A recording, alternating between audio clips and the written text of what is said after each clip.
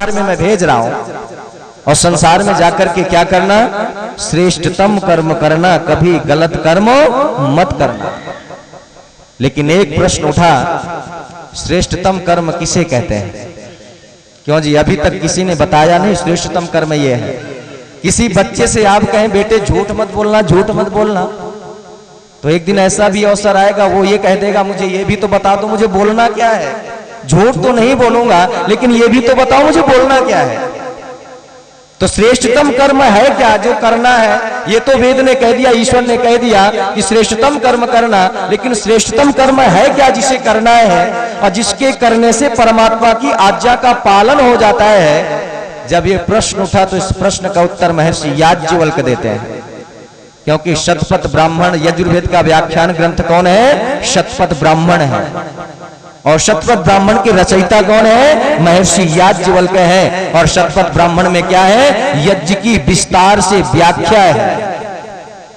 और महर्षि याज्ञवल्क्य इस प्रश्न का उत्तर देते हुए श्रेष्ठतम कर्म को बताते हुए कहते हैं यज्ञो वही श्रेष्ठतमम कर्म। यज्ञ ही क्या है? तो महर्षि याज्ञवल्क्य कहते हैं यज्ञ ही वो श्रेष्ठतम कर्म है जिसके करने का आदेश प्रभु परमपिता परमात्मा वेद के अंदर देता है। महात्मा याज्ञवल्क्य ने कहा यज्ञ ही श्रेष्ठतम कर्म है। लेकिन महात्मा चाणक्य से पूछा, अरे जिस यज्ञ को श्रेष्ठतम कर्म, सबसे उत्तम कर्म कहा जा रहा है, उस यज्ञ के विषय में आप कुछ कहेंगे? उसकी व्याख्या में कुछ देना चाहेंगे, कुछ कहना चाहेंगे? तो महात्मा चाणक्य कहते हैं मैं यज्ञ की व्याख्या में ज्यादा कुछ नहीं कहूंगा। और महात्मा चाणक्य यज्ञ की व्याख्या में एक छोटा सा शब्द देते हैं। और छोटा सा शब्द क्या देते हैं? और बड़ा जोर लगा करके बोलते हैं। और वो छोटा सा शब्द, ध्यान देना, यज्ञ का प्राण कहलाता है। क्यों जी? यज्ञ की आत्मा क्या है? मंत्र है। और यज्ञ का प्राण क्या है? स्वाहा है। और यज्ञ का सार क्या है? इदन्नमम है। और इन तीनों को यदि यज्ञ से निकाल दिया जाए यज्ञ में कुछ शेष नहीं बचता। लेकिन ये यज्ञ तो हमारे जीवन में आया ही नहीं। और ऋषियों ने क्या कहा? 2 शब्दों का जप करना, ध्यान देना, 2 शब्दों का जप करना मृत्यु है और 3 शब्दों का जप करना ही बोलो जीवन है। और 2 शब्दों का जप करना मृत्यु कौन से है? इदम मम का जप करना, ये मेरा है, ये मेरा है। इस मंत्र, इसका जप करना, इसको अपने जीवन में उतारना क्या है बोलो? मृत्यु है। और इदन्नमम को अपने जीवन में उतार लेना क्या है? जीवन है। और इसी यज्ञ से तो संसार चल रहा है। जिस समय यज्ञ करने वाला व्याहृति आहुतियां देता है तो क्या कहता है? भूरग्नय स्वाहा। यजमान कह रहा है ये जो मैं आहुति दे रहा हूं किसके लिए दे रहा हूं? अग्नि के लिए है, मेरे लिए नहीं है। इदम अग्नि इदन्नमम, मेरे लिए नहीं है, अग्नि के लिए है। लेकिन इदन्नमम का भाव अग्नि ने भी प्रकट किया। और अग्नि ने क्या कहा? वायुवे स्वाहा। ये किसके लिए है? वायु के लिए है। इदन्नमम मेरे लिए नहीं है। और वायु ने भी यही भाव प्रकट किए। और वायु ने क्या कहा? स्वरादित्याय स्वाहा। ये किसके लिए है? आदित्य के लिए है, मेरे लिए नहीं है। इदन्नमम। और आदित्य ने क्या कहा? पर्जन्याय स्वाहा। ये बादलों के लिए है। और बादलों ने क्या कहा? पृथिव्यै स्वाहा। ये तो पृथ्वी के लिए, मेरे लिए नहीं है। और पृथ्वी ने क्या किया? जो आपने आहुति दी थी अन्न के रूप में आप तक बोलो पहुंचा दिया। इसी से तो ये सारा का सारा संसार चल रहा है। और यदि इदम मम जीवन में आ गया तो समझ लेना संसार की व्यवस्था नहीं चलेगी। जड़ जगत भी यज्ञ करता है। और इदन्नमम का यज्ञ करना यदि जड़ जगत बंद कर दे मनुष्य का जीवन समाप्त हो जाएगा। इसलिए महात्मा चाणक्य से जब पूछा आप स्वाहा यज्ञ की व्याख्या में क्या कहना चाहेंगे, तो महात्मा चाणक्य एक शब्द देते हैं और उसी शब्द से संपूर्ण यज्ञ की व्याख्या हो जाएगी। और वो शब्द क्या देते हैं? महात्मा चाणक्य कहते हैं स्वाहा। मंत्र के अंत में स्वाहा बोलते हैं कि नहीं बोलते? जब महात्मा चाणक्य ने स्वाहा को यज्ञ की व्याख्या में दिया तो मैंने महात्मा यास्क से पूछा ये स्वाहा क्या है? जिसे यज्ञ की व्याख्या में दिया जा रहा है और स्वाहा को ही संपूर्ण यज्ञ माना जा रहा है। वैसे यज्ञ शब्द तो छोटा है, ध्यान देना, यज्ञ को लोगों ने समझने का प्रयत्न नहीं किया। इस यज्ञ में सारे विश्व का व्यवहार समाहित है, बस यज्ञ को समझने की आवश्यकता है। हमने यज्ञ को समझा तो कितना समझा, केवल कर्म कांड तक सीमित रखा है।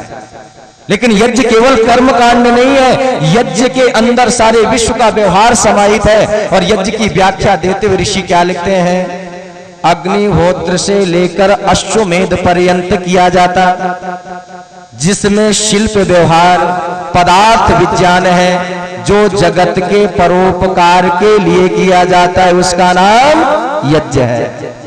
बोलो, इस यज्ञ में कुछ शेष बचा क्या? अश्वमेध से राष्ट्र की बात आ गई और पदार्थ विज्ञान से ज्ञान विज्ञान की बातें आ गई और शिल्प व्यवहार से ये जो सारे के सारे मकान आदि की जो व्यवस्थाएं हैं, ये सारे के सारे शिल्प व्यवहार में आ गए। लेकिन निवेदन करना चाहता हूं, यज्ञ को तो हमने कर्म कांड तक सीमित रखा, यज्ञ को समझने का प्रयत्न नहीं किया। तब मैंने महात्मा यास्क से पूछा कि जिस स्वाहा को यज्ञ की व्याख्या में दिया जा रहा है वो स्वाहा क्या है? तो महात्मा यास्क कहते हैं, स्वाहा तो यज्ञ का प्राण है। और निरुक्त के अंदर स्वाहा के 4 अर्थ महर्षि यास्क करते हैं। यदि इन चारों अर्थों को व्यक्ति समझ ले और अपने जीवन में उतार ले तो घर कभी टूटेंगे नहीं, घर में कभी बिगाड़ नहीं होगा। और सबसे पहला अर्थ देते हुए महात्मा यास्क क्या कहते हैं, सु आह इति वा। ध्यान देना, आपका यज्ञ कहां से प्रारंभ होता है? वाणी से प्रारंभ होता है।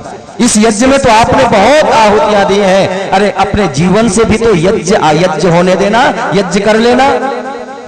अरे यज्ञ करते करते मेरा जीवन भी यज्ञमय हो जाए। जैसे यज्ञ में आहुति डालने पर यज्ञ कुंड से सुगंधी निकलती है, तो मेरे जीवन से भी बोलो सुगंधी निकलने लग जाए। और वो सुगंधी याद रखना हमेशा अमर रह जाए, अमर हो जाती है। वो कभी सुगंधी मरती समाप्त नहीं होती है। अरे राम की सुगंधी आज बिखरी है तो किसके लिए?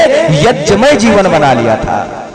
योगी राज कृष्ण की यदि सुगंधी है तो क्यों? क्योंकि उनका जीवन ही यज्ञमय जीवन हो गया था। और योगी राज कृष्ण महाराज तो अपने लिए जिए ही नहीं, समाज के लिए जिए हैं। इसलिए मैं निवेदन कर रहा था, केवल इस यज्ञ को मत कर लेना, इस यज्ञ में आहुति दे ली और ये यज्ञ यदि आपके जीवन में नहीं आया, व्यवहार में नहीं आया, तो यज्ञ करना व्यर्थ है। ऋषि और वेद क्या कहता है, जो यज्ञ आप बाहर कर रहे हैं, अरे वो अंदर भी आपके यज्ञ होना प्रारंभ हो जाए, आपके जीवन से भी यज्ञ प्रारंभ हो जाए। और ये जीवन से यज्ञ कहां से प्रारंभ होगा? बोले वाणी से प्रारंभ होगा। और वाणी से कौन सा यज्ञ करना है? तो महात्मा यास्क कहते हैं, सु आह इति वा। ये यज्ञ करना, चारों तरफ सुख होगा, समृद्धि होगी, सब तुम्हारे अपने होते चले जाएंगे। और इसका अर्थ क्या है? सु माने, ध्यान देना माताओं, अब जरा अब अपनी चर्चाएं बंद कर देना। सु माने अच्छा, आह माने कथन। सबसे पहला हमारा व्यवहारिक यज्ञ कहां से प्रारंभ होता है? वाणी से प्रारंभ होता है। महात्मा यास्क कहते हैं, अपनी वाणी से सुंदर कथन निकालना। लेकिन सुंदर कथन की पहचान क्या होगी? क्या झूठ बोलेंगे वो भी सुंदर कथन कहलाएगा? बोले झूठ कभी सुंदर कथन नहीं कहलाएगा, बोले सत्य ही सुंदर कथन कहलाएगा, झूठ कभी सुंदर कथन नहीं कहलाता। इसलिए ऋषि क्या कहते हैं, सत्य बोलना। और सत्य भी कैसा बोलना? मीठा बोलना, कड़वा मत बोलना। बस बोलने की बात है। कुछ लोग कहते हैं सत्य तो कड़वा ही होता है। मैंने कहा बिल्कुल गलत, सत्य तो मीठा ही होता है, बस लगता होने में और लगने में अंतर है। मैं आप सबसे पूछना चाहता हूं, नीम के पत्ते कैसे होते हैं और खीर कैसी होती है? और नीम के पत्ते जिस व्यक्ति को सर्प काट ले, ऐसे व्यक्ति को यदि नीम के पत्ते खिलाए जाएं तो कैसे लगेंगे? लेकिन नीम के पत्ते मीठे, लेकिन सर्प के जहर की वजह से नीम के पत्ते मीठे लग रहे हैं। लेकिन नीम के पत्ते मीठे नहीं हैं तो कड़वे, लेकिन जहर के प्रभाव के कारण वो मीठे लग रहे हैं। और खीर कैसी होती है? तो आपने सभी ने कहा मीठी होती है। और जिस व्यक्ति को ज्वर हो, मलेरिया हो, ऐसे व्यक्ति को यदि खीर खिलाई जाए तो बोल दो जरा कैसी लगेगी। लेकिन खीर कड़वी, खीर तो मीठी ही है, लेकिन ज्वर के प्रताप के कारण, प्रभाव के कारण वो खीर कड़वी लग रही है। ठीक इसी तरह से सत्य तो मीठा ही होता है, लेकिन लगता कड़वा है। सत्य कड़वा नहीं होता, बस बोलने की व्यवस्था है। इसलिए सत्य बोलना, और सत्य भी कैसा बोलना, मीठा बोलना। निवेदन करना चाहता हूं, कड़वे सत्य को कोई सुनना नहीं चाहता।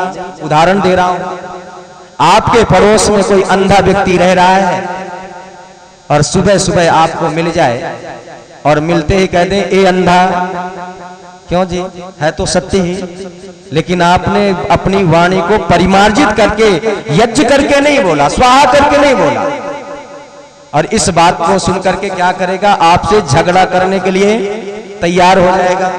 लेकिन इसी सत्य को यदि वाणी से, मीठी वाणी से बोलते हैं और एक शब्द बोल देते हैं सूरदास जी, बस बोलने की तो व्यवस्था है। आपने सीधे सीधे अंधा कह दिया और दूसरे व्यक्ति ने कह दिया सूरदास जी, बस आपकी बात सुनेगा, आपसे चर्चा भी बोलो करेगा। इसलिए कहा सत्यम ब्रूयात प्रियम ब्रूयात मा ब्रूयात सत्यम अप्रियम। बोले सत्य बोलना, और सत्य भी कैसा बोलना, मीठा बोलना, कड़वा सत्य मत बोलना।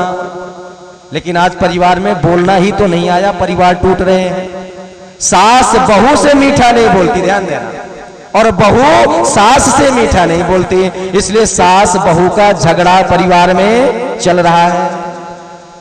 पति पत्नी से मीठा नहीं बोलती और पति पत्नी से मीठा नहीं बोलता, इसलिए पति पत्नी में भी बोलो झगड़े, परिवार टूट रहे हैं। एक परिवार में पति पत्नी में झगड़ा हो गया, दोनों अपने अपने रास्ते, घर में ही हिंदुस्तान पाकिस्तान का बंटवारा हो गया, सीमाएं खिंच गई, तुम मेरी सीमा से मैं इधर नहीं आओगे, मैं उधर नहीं आऊंगी।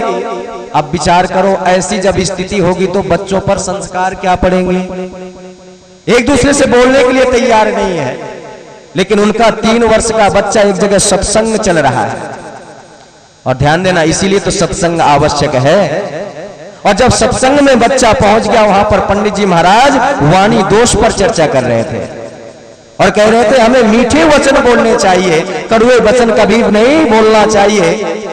और एक वशीकरण का मंत्र सुना जाता है, क्यों जी, आप लोगों ने भी लोगों से सुना होगा कि वशीकरण का एक मंत्र होता है, और जिस पर यह मंत्र डाल दिया जाए, प्रयोग कर दिया जाए, तो सभी के सभी उसके बस में हो जाते हैं। तो मैंने कहा हाँ, वशीकरण का मंत्र है, लेकिन ये मंत्र कहीं दूसरे के पास में नहीं है, प्रत्येक व्यक्ति के पास में ये मंत्र है। लेकिन इस मंत्र का जो प्रयोग करेगा उसके बस में सभी हो जाएंगे, और जो इस मंत्र का प्रयोग नहीं करेगा उससे लोग अपने भी दूर होते चले जाएंगे।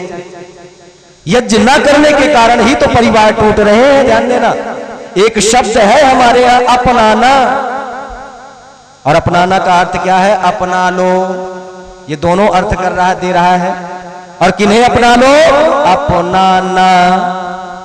जो अपना नहीं है उन्हें भी अपनाना है, और दूसरे हमारे अपने कब बनेंगे, जब हमें बोलना आ जाएगा। और जब तक बोलना नहीं आएगा तब तक दूसरे पराए अपने नहीं बनेंगे, और अपने भी अपने बोलो नहीं बनेंगे। आज हमने तो अपनों को भी बोलो दूर कर दिया है इस वाणी दोष के कारण। तो मैं निवेदन कर रहा था वो वशीकरण का मंत्र क्या है। तो गोस्वामी तुलसीदास महाराज ने बताया कि वशीकरण का मंत्र बताते हुए कहते हैं ये मंत्र प्रत्येक व्यक्ति के पास है, उसका प्रयोग करना, उपयोग करना। और वह वशीकरण का मंत्र क्या है, तो तुलसीदास महाराज लिखते हैं तुलसी मीठे वचन थे। ध्यान देना, ये वशीकरण का मंत्र क्या है। घर में सुख उपजाना चाहते हो तो क्या करना, इस मंत्र का उपयोग करना, प्रयोग करना। तुलसीदास ने लिखा तुलसी मीठे वचन ते सुख उपजत चहोर, वशीकरण के मंत्र है तज दे वचन कठोर। यदि वशीकरण को मंत्र को प्राप्त करना चाहते हो तो सबसे पहले अपनी वाणी की कठोरता को तज देना। यदि वाणी की कठोरता को तज दिया, मीठा बोलना आ गया, तो सभी तुम्हारे अपने होते जाएंगे। और निवेदन क्या किया, साथ ही साथ पंडित जी ने एक बात कही, एक वाक्य बोला, मुख से कड़वे बोल न बोल। जब ये बात कह दी कि मुख से कड़वे बोल न बोल, बच्चे को अच्छी लगी और बच्चे ने याद कर लिया। घर में आया, सत्संग संपन्न हुआ, समाप्त हुआ। घर में आया, सामने से पिताजी आते हुए दिखाई दिए और पिताजी को देख करके सत्संग की बात वो बच्चा बोलने लगा। और उस बच्चे को क्या पता था कि यहाँ तो देवासुर संग्राम छिड़ा हुआ है। बस पिताजी के पास में जाकर के कहता है, पिताजी मुख से कड़वे बोल न बोल। जब ये बात कही तो पिताजी कहते हैं, बेटे ये बात मुझसे क्यों कह रहा है? आज ही सत्संग में गया और आज ही मुझे उपदेश देने लगा। अरे यदि उपदेश देना भी था तो अपनी माँ को जाकर के देता, क्योंकि तेरी माँ ज्यादा कड़वा बोलती है। अब बच्चा माँ के पास पहुंच गया और माँ के पास में जाकर के कहता है, माँ मुख से कड़वे बोल न बोल। तो माँ ने भी वही शब्द दोहरा दिए, बेटे ये बात मुझसे क्यों कह रहा है? अपने पिता से जाकर के कहे, क्योंकि तेरे पिता ज्यादा कड़वा बोलते हैं। अब बच्चा पिता के पास आया, पिता ने माँ के पास भेज दिया, माँ के पास पहुंचा, पिता के पास भेज दिया। अब बच्चे ने सोचा, ना तो पिता के पास जाऊंगा, क्यों? पिताजी के पास जाता हूं तो माँ के पास भेज देते हैं, और माँ के पास जाता हूं तो पिताजी के पास भेज देते हैं। अब दोनों में से किसी के पास नहीं जाऊंगा। रसोई में माँ काम कर रही है, कमरे में पिताजी बैठे हुए हैं। बोले अब इन दोनों के बीच में खड़ा होकर के बोलूंगा। बीच आंगन में खड़ा होकर के तोतली आवाज में बोल रहा है। और कभी कभी बच्चे ध्यान देना, जोड़ने का काम कर जाते हैं। तोतली आवाज में जब बोल रहा है, मुख से कड़वे बोल न बोल, दोनों के कानों में जब वो शब्द पड़े, अपने अपने स्थान में बैठे बैठे हंसने लगे। और याद रखना, जब हंसी आ गई तो सारे की सारे बोलो मनमुटाव दूर हो गए। दौड़ करके आते अपने बच्चे को हृदय से लगा लेते हैं। तो निवेदन कर रहा था, स्वाहा क्या है? तो कहा सु आहितिवा, अपनी वाणी से सुंदर कथन निकालना, मीठा बोलना सीख लेना। अरे हमारी वाणी से यज्ञ प्रारंभ हो रहा है। कौन सा यज्ञ प्रारंभ हो रहा है? मीठी वाणी का यज्ञ प्रारंभ हो रहा है। हम अपने वाणी से मीठे शब्द बोले। और कैसे शब्द बोले? तो कहा हमारी वाणी से शहद टपके, इतनी मीठी वाणी हो। लेकिन याद रखना, जब गलत यज्ञ होता है, वाणी दोष के कारण, ध्यान देना, महाभारत जैसा विनाशकारी युद्ध भी इस देश को बोलो देखना पड़ा। वाणी दोष के कारण जब ठीक नहीं बोला गया, ध्यान देना, तो सीता का हरण भी बोलो वाणी दोष के कारण। वहां सीख से ठीक नहीं बोला गया, सही नहीं बोली वाणी बोली गई, तो वहां सीता का हरण भी बोलो हुआ है।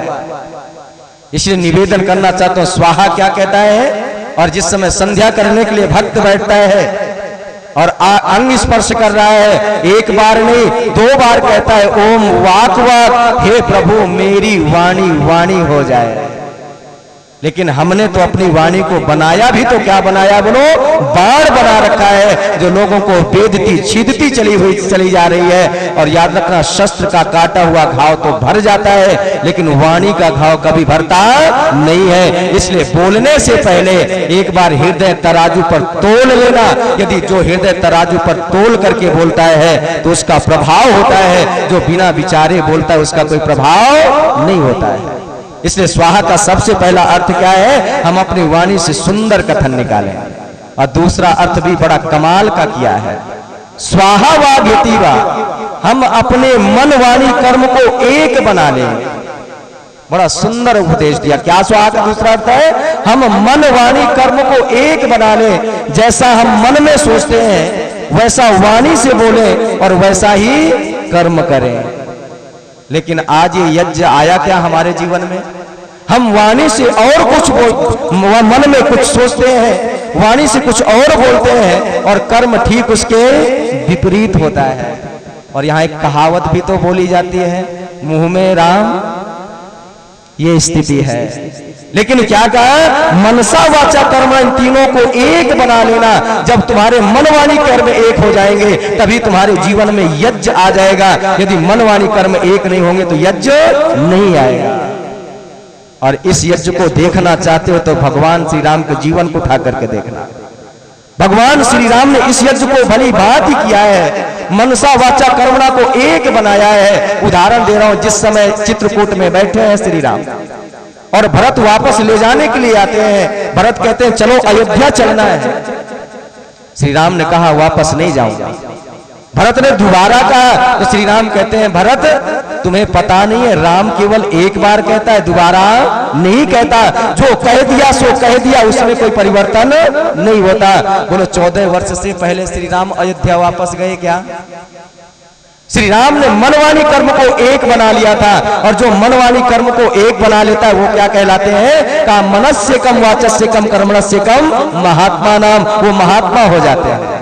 और जब श्री राम ने मनवाणी कर्म को एक बनाया था तो श्री राम के विषय में कहावत भी तो प्रचलित थी। और वो कहावत क्या थी? जब किसी वैद्य के पास में औषधि लेने के लिए जाते, आज तो वैद्य रहे नहीं, आज तो डॉक्टर हैं, और निवेदन करना चाहता हूं डॉक्टर इतना निर्दयी हो गया है आज का कि मरी लाश से भी पैसे लेते हैं। ध्यान देना, एक मेरे मिलने वाले हैं, उनके पिताजी को ब्रेन हेमरेज हुआ। देहरादून के अंदर मैक्स का हॉस्पिटल है, दुकानें खुली हैं। ध्यान देना, जब मैक्स में जाकर के उन्हें एडमिट करवाया गया, रात्रि के 11 बजे डॉक्टर आया, ऑपरेशन कर दिया, और ऑपरेशन करते ही उनकी मृत्यु हो गई। लेकिन डॉक्टरों ने बताया नहीं, 4 दिन तक वेंटिलेटर पर डाल करके रखा। क्यों? क्योंकि 24 घंटे की वेंटिलेटर की फीस कितनी थी? 40,000 रुपए। ध्यान देना, डॉक्टर ऐसे निर्दयी हो गए, मरी लाश में भी ये खाते हैं, लाश को भी बोलो नहीं छोड़ते। लेकिन अब तो डॉक्टरों का बोलबाला है, वैद्य तो रहे नहीं। अरे पहले वैद्य ऐसे हुआ करते थे, नब्ज देख करके ये बता देते थे कि इतने दिन पहले तुमने ये खाया है। और जब वैद्य के पास में जाते थे, औषधि लेते थे, और औषधि के गुण धर्म के विषय में पूछते थे, ये लाभ करेगी अथवा नहीं करेगी, तो वैद्य की बात कहा करता था, और क्या कहता था कि अरे इस औषधि के विषय में जानना चाहते हो? ये साधारण औषधि नहीं है। ये कौन सी औषधि है? ये राम बाण औषधि है। जैसे राम का बाण कभी खाली नहीं जाता, ये औषधि भी कभी खाली जाने वाली नहीं है। राम के जीवन में ऐसा कब हुआ?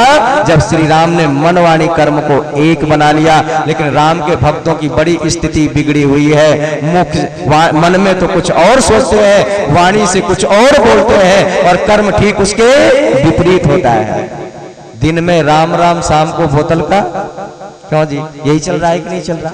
इसलिए दूसरा अर्थ क्या है? स्वाहा वाधेति वा, हम मनवाणी कर्म को एक बना लें। और तीसरा अर्थ भी बड़ा स्वाहा का कमाल का किया है, सारी समस्याओं का समाधान मिल जाएगा यहाँ पर। और तीसरा अर्थ क्या करते हैं? स्वम प्राहेति वा। इसका आशय क्या है?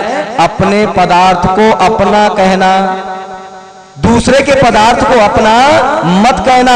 मेरा मेरा है, तुम्हारा तुम्हारा है।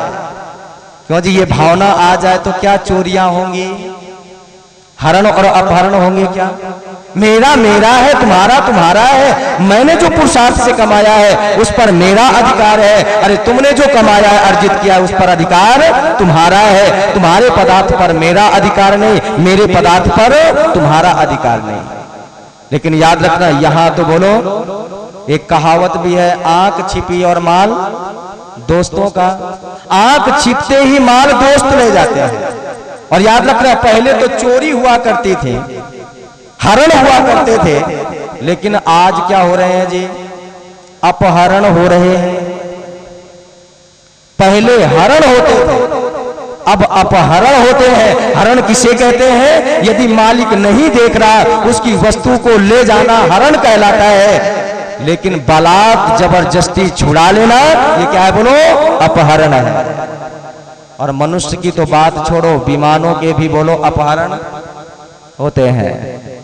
हमारे देश का भी विमान अपहरण करके ले जाया गया। और कहां ले जाया गया? वहीं कंधार, अफगानिस्तान। और उसके छोड़ने के लिए क्या मांगे भारत सरकार से? 36 खूंखार आतंकवादी जो भारतीय जेलों में बंद थे, मांगे। हमने दिए, तब जाकर के उन बंधकों को, विमान को छोड़ा। लेकिन याद रखना, हमारी जो संस्कृति है, हरण और अपहरण की संस्कृति नहीं है। हमारी संस्कृति किसकी है? ग्रहण और प्रतिग्रहण की संस्कृति है। हरण और अपहरण से दूषित समाज बनता है, और ग्रहण और प्रतिग्रहण से ध्यान देना एक सभ्य समाज का निर्माण होता है। और ग्रहण और प्रतिग्रहण कहां पर होता है? विवाह संस्कार पर होता है।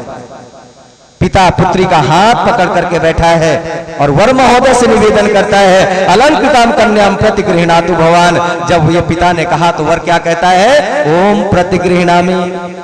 पिता ने कहा ग्रहण करो, तो वर महोदय क्या कहते हैं? ओम प्रतिगृह्णामि, ग्रहण करता हूं। बोलो, इस ग्रहण और प्रतिग्रहण के साथ एक स्वस्थ समाज का बोलो निर्माण हो गया, एक संस्कार का निर्माण हो गया। और हरण और अपहरण से ध्यान देना दूषित समाज का निर्माण होता है। और यज्ञ की संस्कृति ग्रहण और प्रतिग्रहण की है, हरण और अपहरण की संस्कृति बोलो नहीं है। और याद रखना, भारत का वो गौरव था, यहाँ किसी दरवाजे में ताला नहीं लगता था।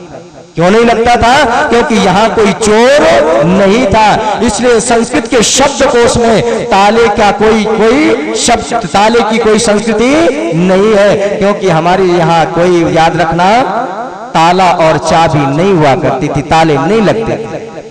लेकिन आज तो यहाँ हरण और अपहरण की संस्कृति आ गई। और आज यहाँ समाज में 3 तरह के लोग रहते हैं। एक तो देवता कोटि के हैं, और दूसरे मनुष्य हैं, और तीसरे बड़े खतरनाक है जिनका आज बोलबाला है, वो कौन है? राक्षस हैं। और देवता कोटि के हैं, वो क्या कहते हैं? तव तव मम तव। तुम्हारा तो तुम्हारा है ही, लेकिन हमारा भी तुम्हारा है। यही देवत्व का परिचय देते हुए ऋषि ने कहा था, ऐ संसार के लोगों, तुम्हारा जीवन तो तुम्हारे लिए है ही, लेकिन मेरा जीवन भी तुम्हारे लिए है। अंतिम समय की घटना याद रखना, ऋषि कितना परोपकारी समाज के लिए जिया है। जिस समय प्राणांत होने वाले अपने अंत्येष्टि की सामग्री बताते हैं, इतना घी ले लेना, इतनी सामग्री ले लेना, इतना अगर ले लेना, इतना तगर ले लेना, और क्या कहा? मेरा दाह संस्कार कर देना। और दाह संस्कार के बाद अस्थि संचय करने के बाद जो मुट्ठी भर राख शेष बचे, उसे किसी पानी में मत डालना, किसी पानी में मत बहाना, व्यर्थ मत जाने देना। उस राख का क्या करना? उस राख को ले जाकर के किसी गरीब किसान के खेत में डाल देना, ताकि लोग प्रेरणा ले सके कि दयानंद जीते जी तो परोपकार कर रहा था, लेकिन मरने के बाद भी परोपकार करने की भावना दे करके जाता है। इसलिए देवत्व का परिचय देते हुए ऋषि ने क्या कहा था? तब तब मम तब, तुम्हारा तो तुम्हारा है ही, लेकिन हमारा भी तुम्हारा है। और मनुष्य क्या कहता है? मम मम तब तब, तुम्हारा तुम्हारा है, मेरा मेरा है। लेकिन जिनका आज बोलबाला है राक्षसों का, वो क्या कहते हैं? मम मम तब मम, मेरा तो मेरा है ही, तुम्हारा भी। ऐसे लोग बड़े खतरनाक हैं। इसलिए स्वाहा का तीसरा अर्थ क्या है? स्वम प्राहेतिवा, अपने पदार्थ को अपना कहना, दूसरे के पदार्थ को अपना मत कहना। और चौथा अर्थ भी बड़ा कमाल का है, समय पूर्णता की ओर है, और मेरी बात भी पूर्णता की ओर निवेदन कर रहा हूं। चौथा अर्थ बड़ा कमाल का किया है, और चौथा अर्थ क्या है? क्या है? स्वाहा वाघेतिवा सुअभिज्योतिवा। इसका अर्थ क्या है? समर्पण का भाव। ध्यान देना, यदि समर्पण नहीं होगा परिवार नहीं चलेगा। यदि पिता पुत्र समर्पित है तो पिता पुत्र का व्यवहार ठीक है, यदि पति पत्नी समर्पित है तो पति पत्नी का व्यवहार ठीक है। यदि एक दूसरे के प्रति समर्पण नहीं है तो परिवार बोलो ठीक नहीं चल सकता। दयानंद भी गुरु के प्रति समर्पित हुआ। और एक बात पूछना चाहता हूं, जिस समय ऋषि ने घर छोड़ा था तो क्या ये उद्देश्य लेकर के, ये भावना लेकर के घर छोड़ा था कि मैं देश का उपकार करूंगा, जहर के प्याले पीऊंगा? बस एक ही उद्देश्य था, एक ही प्रश्न था, और वो प्रश्न क्या था? कि मुझे सच्चे शिव की खोज करनी है। ध्यान देना, मुझे सच्चे शिव को जानना है। लेकिन जब गुरु ने कहा, गुरु ने वचन लिया, और जब गुरु को वचन दे दिया तो बोलो अपने प्राणों की आहुति दे करके भी बोलो वचनों को निभाया, अपने मुख्य लक्ष्य को भी छोड़ दिया, 18-18 घंटे की समाधि के सुख को भी छोड़ दिया। लोगों ने कहा दयानंद पागल हो गए हो, इस समाधि के सुख को जिसके लिए लोग लालायित हैं, इस समाधि के आनंद को छोड़कर ईंट और पत्थर खा रहे हो। क्योंकि लोगों ने, मनचले लोगों ने दयानंद पर कोई कमी नहीं छोड़ी, सताने पर कष्ट देने में। एक जगह ऋषि का प्रवचन हो रहा है, कुछ मनचले बच्चों ने, कुछ मनचले लोगों ने पत्थर फेंक करके मारे। एक पत्थर आकर के सर में लगा, ध्यान देना, और जैसे सर में पत्थर लगा, हाथ लगा करके ऋषि कहते हैं मुझे बड़ी प्रसन्नता हो रही है। यदि हम होते तो हम ये नहीं कहते हमें प्रसन्नता हो रही है, हम तो यही कहते मदन मोहन जी से कि भेजो मंत्री जी को, पहले अस्पताल ले जाएं, पट्टी करवाएं। लेकिन ऋषि के पत्थर लगा, खून बह रहा है, हाथ माथे पर रख करके कहते हैं आज मुझे बड़ी प्रसन्नता हो रही है। और प्रसन्नता किस बात की है कि आज मेरे प्रवचन का ये प्रभाव हुआ है कि जिन पत्थरों को ईश्वर मान करके पूजते थे, उस ईश्वर के सच्चे स्वरूप को समझ गए हैं कि ये पत्थर ईश्वर नहीं हो सकते, और अपने घरों से उन पत्थरों को ला करके दयानंद की झोली में डाल रहे हैं कि दयानंद आज से हम पाषाण की पूजा नहीं करेंगे। लेकिन दयानंद ऐसा परोपकारी था, ध्यान देना। तो मैं निवेदन कर रहा था, प्राणों की आहुति दे करके दयानंद ने अपने गुरु के वचनों को निभाया। तो समर्पण हो तो दयानंद जैसा हो, और शिष्य हो तो दयानंद जैसा हो, और ध्यान देना गुरु हो तो दयानंद जैसा हो। और समर्पण देखना, पंडित लेखराम का समर्पण देखना, ध्यान देना। पंडित लेखराम कहीं से प्रचार करके घर में पहुंचे हैं, और घर में जैसे ही पहुंचे माँ ने कहा बेटा भोजन कर ले, फिर समस्या बताऊंगी, क्योंकि बड़े दिनों में आया। जैसे ही भोजन करने लगा, करने के लिए तय बैठे ही है, और भोजन के लिए थाली लेकर के माँ आ रही और एक बात कहती हुई आ रही है, बेटे तुम्हारा बेटा मरणासन्न स्थिति में है, इसे यदि समय से औषधि नहीं मिली तो तुम्हारा बेटा दुनिया से जा सकता है। भोजन की थाली माँ ने रख दी, और जैसी भोजन की थाली रखी है, एक तार लेकर के, खत लेकर के एक व्यक्ति पहुंच जाता है। और जब व्यक्ति पहुंचा, तार लिया और खोल करके जब पढ़ने लगे तो उस खत में क्या लिखा हुआ था कि हम सभी के सभी धर्म परिवर्तन करने के लिए जा रहे हैं। यदि हमें रोकना चाहते हो तो आओ, हमारे कुछ प्रश्न हैं, उन प्रश्नों के उत्तर हमें मिल जाएंगे तो हम धर्म परिवर्तन नहीं करेंगे। यदि उन प्रश्नों के उत्तर नहीं मिले तो हम पूरे के पूरे गांव वाले धर्म परिवर्तन करके विधर्मी हो जाएंगे। थाली पंडित लेखराम ने एक तरफ रख दी और चलने के लिए बिस्तर उठा करके चलने के लिए तैयार हो गए। और जब चलने के लिए तैयार हुए तो माँ कहती है बेटे अभी तो आया है, और फिर जाने के लिए तैयार हो गया। चल बेटे हमारा ध्यान दे अथवा ना दे कोई बात नहीं, लेकिन तुम्हारा बेटा इकलौता बेटा मरणासन्न स्थिति में है, मरने वाला है, यदि औषधि समय से नहीं मिली तो मर जाएगा। देखना समर्पण कैसा था इन लोगों का, किस मिट्टी के बने थे ये लोग। पंडित लेखराम क्या कहते हैं, माँ मैं इस अपने अकेले बेटे को देखूं या जाति के उन अनेकों बेटों को देखो, यदि मेरा इकलौता बेटा है, बेटा मरता है तो मर जाए कोई बात नहीं, लेकिन मैं तो जाति के अनेकों बेटों को, लालों को बचाने के लिए जा रहा हूं। और ऐसी बिस्तर लेकर के ऐसी गाड़ी में सवार हुए बैठे, जहां जाना है वो गाड़ी वहां रुकती नहीं है। पता चला, और जब पता चला तो बस पूरे शरीर से बिस्तर को बांध लिया है। और जैसी प्लेटफॉर्म आया, स्टेशन आया, चलती हुई ट्रेन से छलांग लगा देते हैं, कूद जाते हैं। और आप सभी जानते हैं चलती हुई गाड़ी से जब व्यक्ति कूदेगा तो क्या स्थिति होगी। अरे पंडित लेखराम लहूलुहान हो गए हैं, शरीर से रक्त बह रहा है, और ऐसी अवस्था में पहुंच गए हैं जहां से खत आया था, जिसने खत भेजा था, पत्र भेजा था। और उसके पास जाकर के कहते हैं चलो मैं तुम्हारे प्रश्नों के उत्तर देने के लिए आया हूं। उस व्यक्ति ने कहा कि चलो पहले तुम ये बताओ पंडित जी महाराज तुम्हारी स्थिति कैसे हुई है, शरीर से रक्त बह रहा है, खून बह रहा है। पंडित लेखराम कहते हैं ये तो मैं बाद में बताऊंगा, पहले तुम प्रश्न करो, तुम्हारे उत्तर देने के लिए आया हूं। जब ये बात सोची तो उस व्यक्ति ने क्या कहा, लेखराम अरे इस हिंदू जाति में सारे ना सही, अरे कम से कम पंडित लेखराम ऐसा एक व्यक्ति है जो हमारे लिए अपने प्राणों की बाजी भी लगा सकता है। इसलिए हम वचन देते हैं कि हम में से कोई भी धर्म परिवर्तन नहीं करेगा। पंडित लेखराम ने अनेकों कई लोग, पूरे गांव के लोगों को धर्म परिवर्तन से बचाया। लेकिन विधर्मी ने जब छुरा घोंपा, कहीं ना कहीं समाज का भी दोष है, ध्यान देना। यदि समाज ने इन लोगों को नून तेल लकड़ी में उलझा करके नहीं रखा होता तो ये बहुत सारा काम का और कर सकते थे। और इस समर्पण तो देखना उस व्यक्ति का संभवतः पंजाब समाज की ओर से 17 रुपए वेतन मिलता है मासिक, लेकिन उनकी धर्म पत्नी ने 2 रुपए बचा लिए महीने में और बचा करके पंडित लेखराम को देती है। और जब पंडित लेखराम को 2 रुपए बचा करके दिए घर के खर्चे कम करके, तो उन 2 रुपए को लेकर के सभा में पहुंच जाते हैं और सभा के अधिकारियों से क्या कहते हैं, अगले महीने जो मुझे वेतन दिया जाए वो 2 रुपए कम करके दिया जाए, क्योंकि मेरा काम 2 रुपए कम में चल जाता है। ध्यान देना कितना बड़ा समर्पण था।